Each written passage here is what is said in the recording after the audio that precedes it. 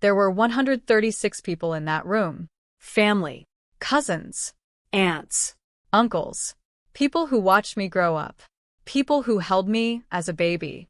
My father stood at the head of the table, calm and deliberate, and he read from a printed sheet. My mother didn't look at me. My sister was already holding my car keys. My boss sat in the corner with his hands folded. Nobody said anything. Nobody moved. I didn't cry. I didn't speak. I just stood there in the middle of all of it, alone in my birthday dress, and let it happen. I should tell you that the dinner was my idea. Not the disownment, not the bill, not any of what came after. But the gathering itself, that part started with me. 6 weeks before my birthday, I called my mother and suggested we do something big. Something that would bring everyone together. Our family had been fractured for years. Cousins who hadn't spoken in a decade. Aunts who sent cards but never showed up. I thought maybe a shared meal could soften something. I thought maybe I could be the reason things got better. My mother agreed immediately. That should have told me something. She was warm on the phone. Enthusiastic, even. She said she'd handle the invitations, the venue, the food. She told me not to worry about a single thing. Just show up looking beautiful, she said. It's your day. I remember sitting with the phone against my cheek after she hung up, feeling something I hadn't felt in a long time. Hopeful. Like maybe the version of my family I'd always wanted was finally within reach. I was 34 years old. I should have known better. My name is Claire. I worked in project management for a mid-sized consulting firm. I'm not dramatic. I don't make scenes. I pay my bills on time. I keep my word. I've spent most of my adult life trying to be the steady one, the responsible one, the daughter who didn't cause problems. My sister, Renee, is 4 years younger than me and has always been the one my parents described as free-spirited. That was the word they used. Free-spirited. What they meant was that she didn't hold a job for longer than 8 months, moved back home twice in her 20s, and borrowed money she never returned. But she was magnetic. She always had been. People leaned toward Renee the way plants lean toward light. I was never the plant. I was more like the window. My father is a retired civil engineer. Methodical, precise, not emotional in any visible way. Growing up, I thought that was just how men were. Quiet, efficient, unmoved. He showed love through acts of provision, or so I told myself. He paid for my college. He co-signed my first apartment. He showed up to my university graduation in a pressed shirt and took exactly one photograph. When I thanked him years later for everything he'd done, he nodded like I'd told him the weather was mild. I understood that he wasn't built for softness. I accepted that. What I didn't accept, not consciously, not for years, was that his silence was always strategic. My father wasn't quiet because he didn't feel things. He was quiet because silence gave him options. You can't be held accountable for something you never said. You can't be wrong if you never committed to a position. His silence wasn't peace. It was preparation. 6 days before the dinner, I got a call from my boss, Daniel. He told me he'd received a letter. He didn't want to go into details over the phone, he said, but he needed me to know that my attendance at a family function that weekend had been requested by someone in my immediate family, and he had agreed to come as and I remember this word exactly, a witness. I didn't understand what that meant. I asked him what kind of witness. He went quiet in that uncomfortable way people go quiet when they've already said too much. He told me not to worry. He said it was probably nothing. I believed him. That was my mistake. Not the biggest one I made that year, but one of the earlier ones. The night before the dinner, my mother texted me a photo of the table set up. White linens. Flowers I had once mentioned I loved. Pale yellow roses. Place cards with everyone's names written in calligraphy. It looked beautiful. I showed the photo to a friend and said, "See, this is what I mean, she does care." My friend looked at the photo for a moment and said, "That's a lot of people for a birthday dinner." I laughed it off. I told her my family was big. I told her this was just how we did things. I got my nails done the morning of a soft nude. I curled my hair. I put on a dress I'd ordered specifically for that day. Emerald green, fitted, the kind of dress that makes you feel like yourself but better. I drove to the venue with the windows down and the radio on. I was 20 minutes early.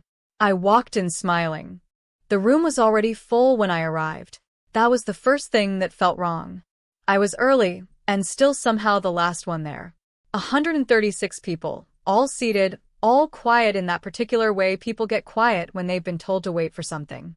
When I walked through the door, a few cousins looked up. Nobody waved.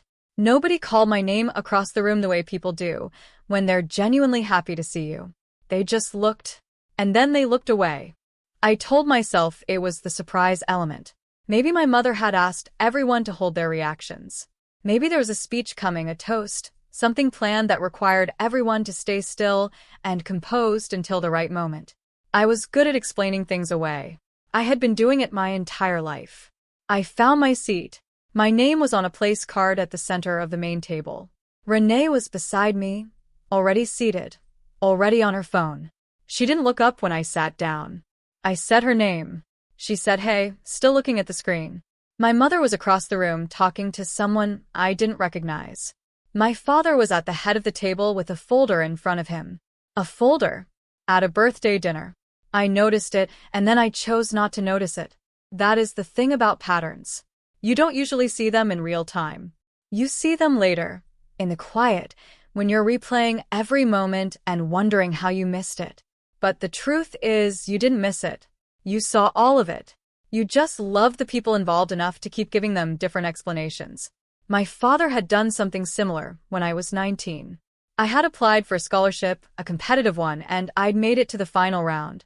The selection committee called our house. This was before I had my own phone plan, and my father took the message. He never told me. I found out 6 months later from a cousin who'd heard it mentioned at a different family dinner, casually, the way people mention things they assume everyone already knows. When I asked my father about it, he said he hadn't thought it was a serious opportunity. He said he didn't want me getting my hopes up. He said it with complete sincerity, like withholding information from your daughter was a form of protection. I didn't argue. I never argued with my father. Instead, I went to my room and sat on the edge of my bed and felt something I didn't have a word for yet. I do now. It was erasure. Small and quiet and delivered with good intentions, but erasure all the same. There was the apartment situation when I was 26. I had been saving for 2 years to put a down payment on a small place. My parents knew this. I had talked about it with my mother at length. 3 weeks before I was ready to make an offer, my father quietly co-signed a lease for Renee on a 2-bedroom in a neighborhood I couldn't have afforded. When I brought it up, my mother said Renee had needed it more urgently. She said I was stable. She said it like stability was something to be managed rather than rewarded. Like being reliable meant you would simply absorb whatever was redirected away from you and keep going. And I did. I kept going. There was the promotion I didn't find out I'd been quietly talked out of until a colleague told me 2 years after the fact. There was the family vacation where my seat on the flight had been canceled and given to Renee's boyfriend without anyone telling me until I arrived at the airport. There was the time my mother told extended relatives that I had chosen not to attend a funeral, when in reality, I had never been told about it. Each one, alone, sounds like an accident, a miscommunication, an oversight. That is what I told myself for 15 years.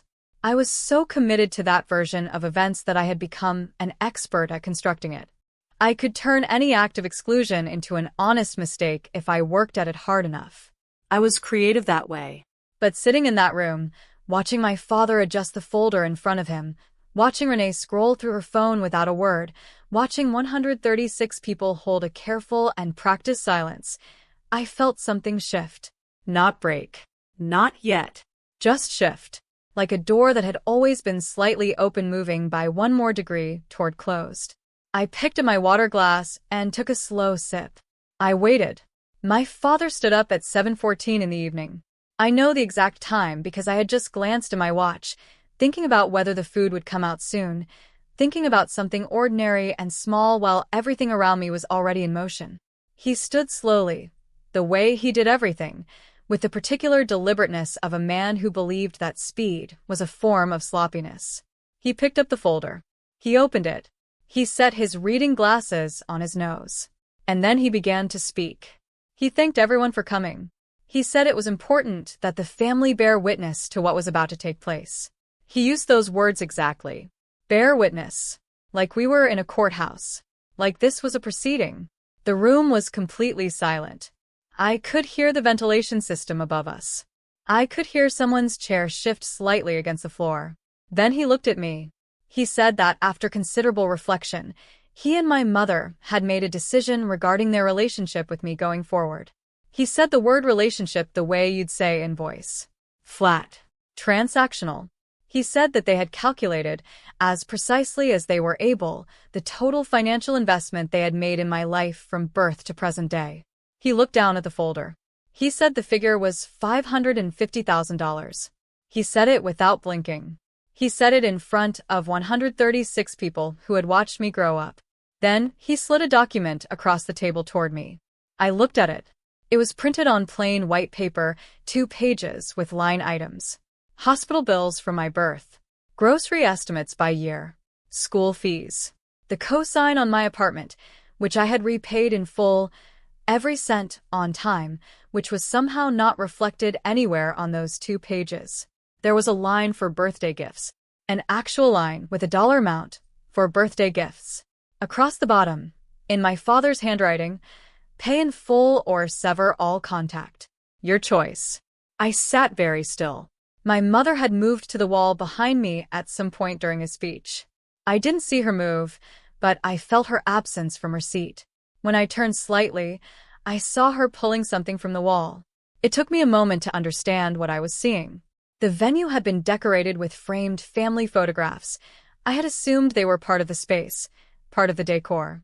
They weren't. My mother had brought them from home, and now she was removing them from the wall. Not all of them, just the ones that had me in them.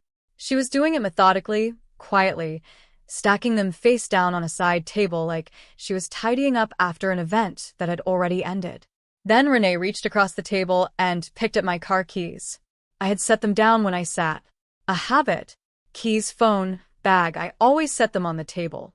Renee picked them up the way you pick up something that already belongs to you. She didn't look at me when she did it. She said, without any particular emotion, that the title had been transferred 3 days ago. She said our father had handled it. She held the keys in her palm for a moment and then dropped them into her purse. That was when Daniel stood up from his seat in the corner. My boss.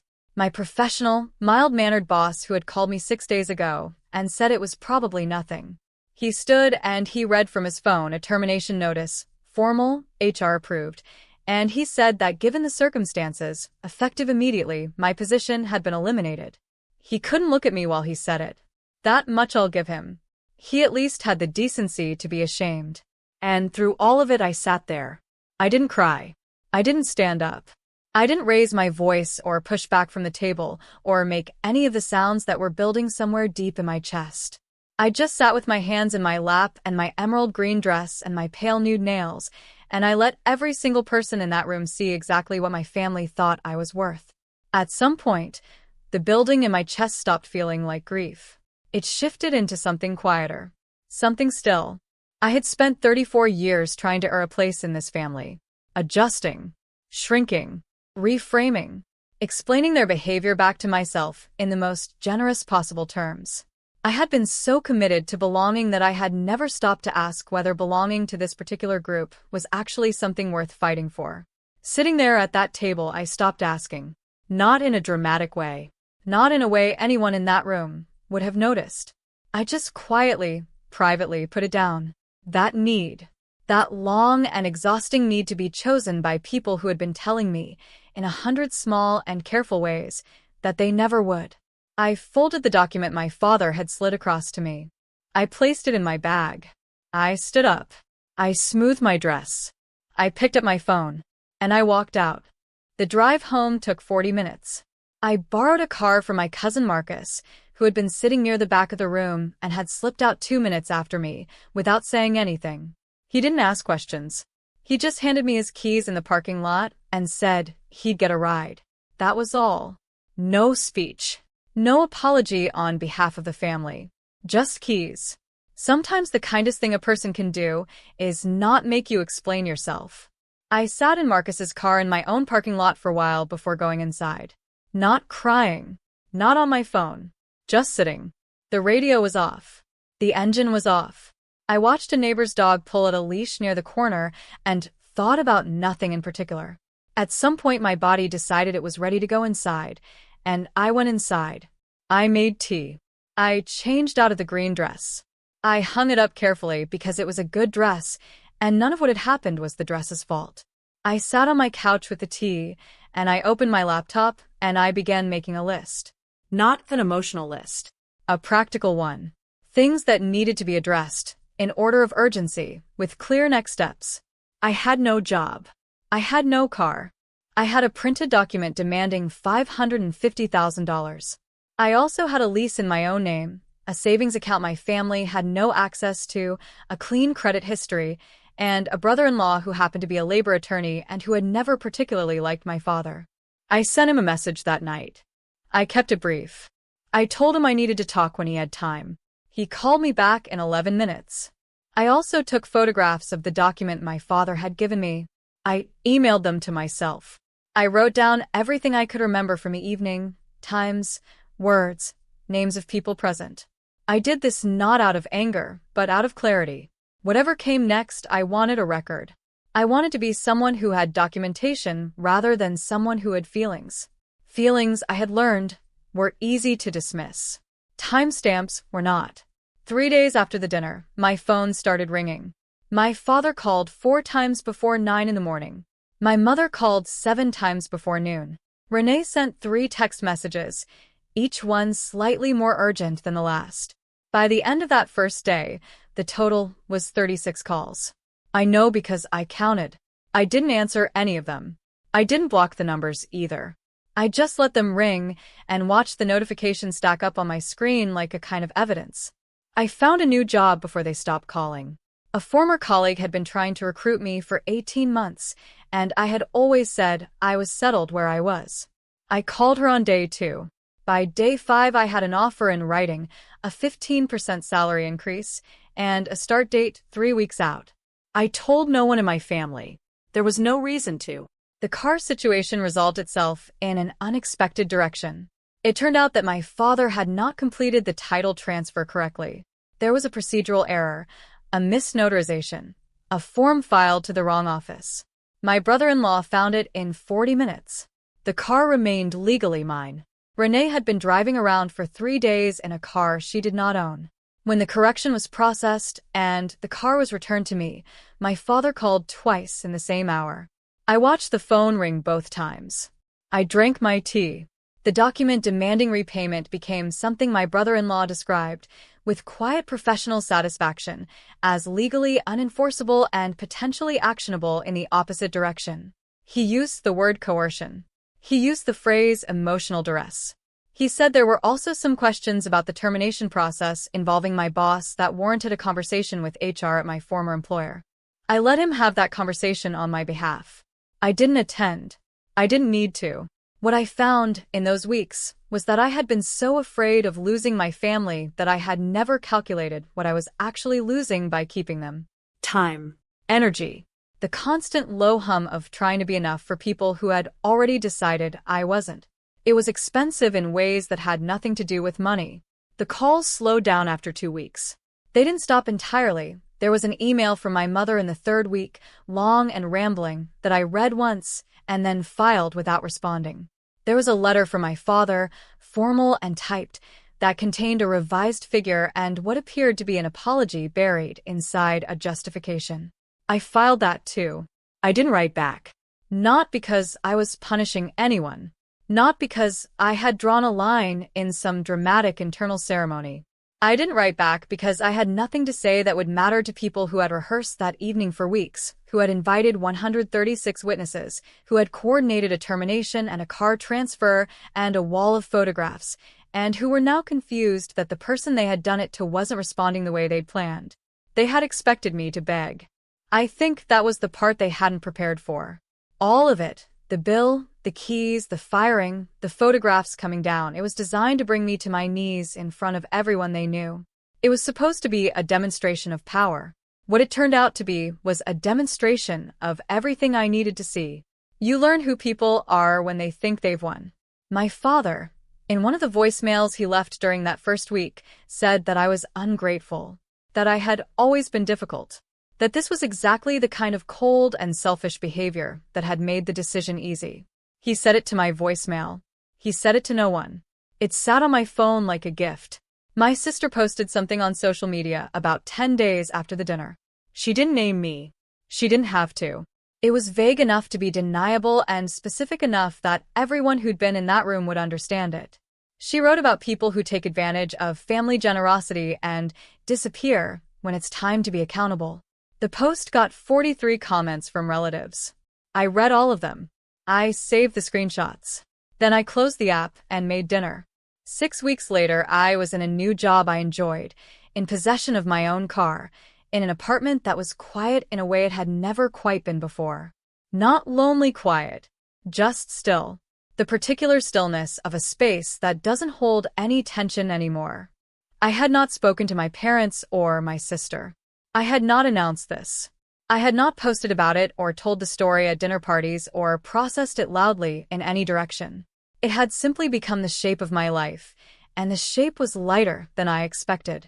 Marcus texted me sometimes.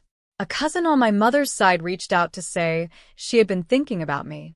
A few people who had been in that room sent quiet, careful messages over the weeks that followed. I replied to some of them. Not all. I was learning to be selective in a way I hadn't allowed myself to be before. I wore it again last month, to a dinner with friends, people who had known me for years and loved me in the uncomplicated way that some. On the drive home, I thought briefly about that room. The white linens. The pale yellow roses. My mother's hands on those picture frames. My father's reading glasses. The folder. The careful, practiced silence of 136 people watching something happen that none of them stopped. I thought about it, and then the song on the radio shifted to something I liked, and I turned it up and I drove home. That was enough. That was exactly enough.